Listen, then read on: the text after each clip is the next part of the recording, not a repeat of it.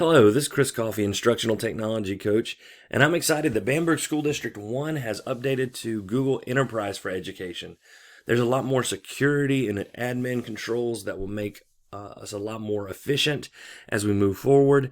These are things that the teachers won't see. However, there are quite a few things that are going to improve for teachers as well. So let's jump right into that. The first thing is if you are in your classroom, you can go to create an assignment.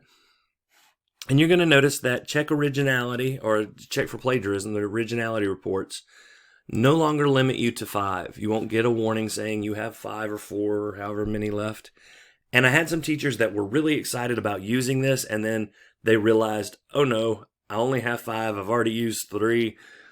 And they were upset that they were running out. So starting now, you should be able to use plagiarism, the originality reports, 100% as much as you want. For every assignment, that's fine. And not only will it check for online plagiarism, but it will also cross-reference student work. That is currently in testing mode, so it may not find everything, but that's a nice way to see if students are helping each other or if they're just copying each other. So that's a really good feature that I'm excited about. Go ahead and close that out and move to the next thing. You see here I've got a Google Meet open. I don't have anybody in here, but Google has been updating Meet so much since summer of 2020. We've already got more security features. You can turn off student screen sharing. You can turn off chat messages, and during the meeting, you can turn them back on as you want to. That's nice. They added raise hand in the late fall. Some of the other features. You can record the meeting now. Around October, you may have started seeing some problems with recording, either the duration or saving it. That is fully open now. Google Jamboard is working wonderfully. I have some teachers who love it. Other people don't like it as much. One of the things that I like about it is if you click on whiteboard and start a new board in the middle of a meeting, especially if you have a touchscreen Chromebook or you have the interactive TVs or even the functional interactive boards. I know there are a lot of them that don't work the way they're supposed to. Sorry about that. We're trying. But if you have that, you can have a whiteboard that you share with your students. You can write on it. By the way, if you didn't know this, in the Meet, that Jamboard comes up and the students can join in as well. Now, they don't have touch screens, so it's a little harder for them to write on, but they can technically join. And once you're done, say you do all your notes on here, what I would suggest is this will save in your Google Drive. Just delete the first part, go like January 6th notes, and you can then share that with your students in Google Classroom or through Google Drive.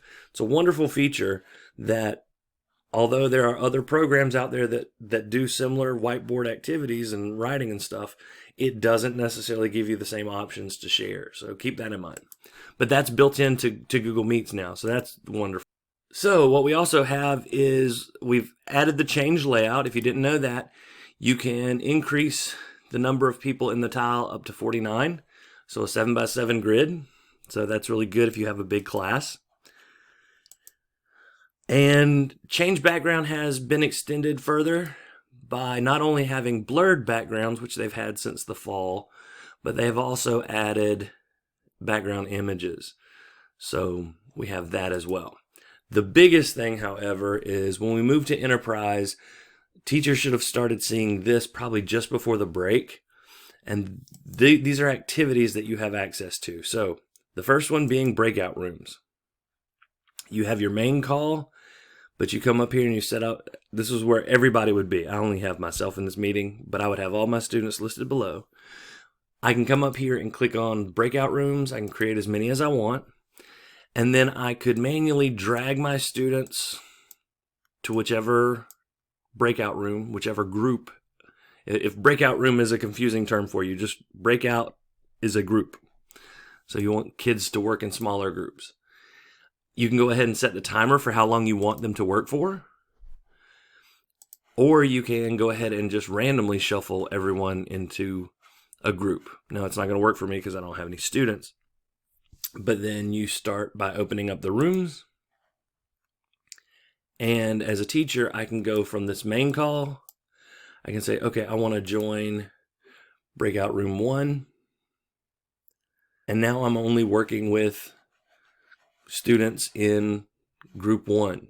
And then I can just go and join group 2, join group 3. This is wonderful when you're trying to work with smaller groups, because it's great to do full instruction to the whole class, but that doesn't give everybody a chance to talk. Sometimes it's hard to answer questions that way. So the breakout rooms, very exciting. When you're done, you just click on close rooms, and it will give the students a heads up. Hey, this room is ending in 30 seconds. So better finish up your conversation. And I like that a whole lot better than if they had just said, the group meeting is over, and it just shuts off when somebody's like mid-sentence. That's not very polite. So this gives them a little bit of notice that, yes, the meeting is coming to an end, and get ready to go back to the main session.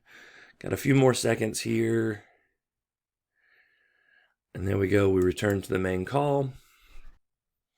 And then everyone would be back in the main call room. So that's nice. You can also take polls. So I can start a poll. Do you like pizza? And I can say yes, no. This is not a great feature if you want to ask long questions.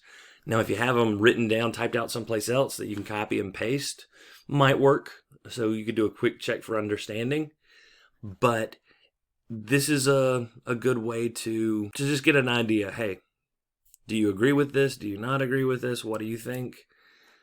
And then people can vote. I'm the teacher, I can't vote. You can choose to show the results or not.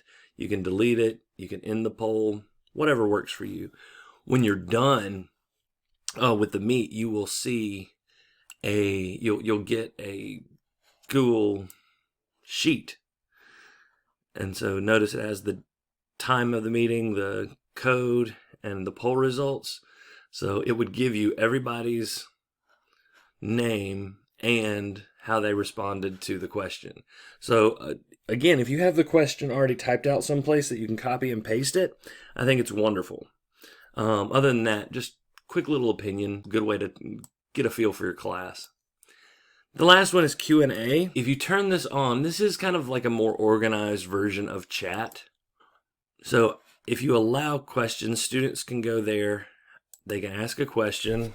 I'll ask the same question. Do you like pizza? Then the teacher will see who asked the question, when. They can hide it from students. They can mark it as answered. Hey, we already talked about that. Let's move on. Or they can delete the question. Other students can say, yes, I want to know that question too, and they can upvote it. And so this is a good way when you mark it, yeah, I already answered that.